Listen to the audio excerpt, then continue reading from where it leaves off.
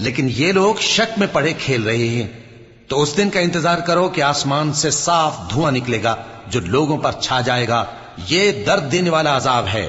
اس وقت وہ کہیں گے کہ اے پروردگار، ہم سے اس عذاب کو دور کر، ہم ایمان لاتے ہیں۔ اس وقت ان کو نصیحت کہاں مفید ہوگی، جبکہ ان کے پاس پیغمبر آ چکے جو ہمارے احکام کھول کر بیان کر دیتے تھے۔ پھر انہوں نے ان سے منہ پھیر لیا اور کہنے لگے، یہ تو سکھایا پڑھایا ہوا ہے، دیوانہ ہے، ہم تو تھوڑے دنوں عذاب ٹال دیتے ہیں مگر تم پھر کفر کرنے لگتے ہو۔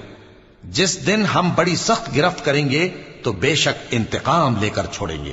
اور ان سے پہلے ہم نے قوم فرعون کی آزمائش کی اور ان کے پاس ایک عالی قدر پیغمبر آئے جنہوں نے یہ کہا کہ اللہ کے بندوں یعنی بنی اسرائیل کو میرے حوالے کر دو، میں تمہارا امانت دار پیغمبر ہوں، اور اللہ کے سامنے سرکشی نہ کرو، میں تمہارے پاس کھلی دلیل لے کر آیا ہوں، اور اس بات سے کہ تم مجھے سنگسار کرو میں اپنے اور تمہارے پروردگار کی پناہ لے چکا ہوں، اور اگر مجھ پر ایمان نہیں لاتے تو مجھ سے الگ ہو جاؤ۔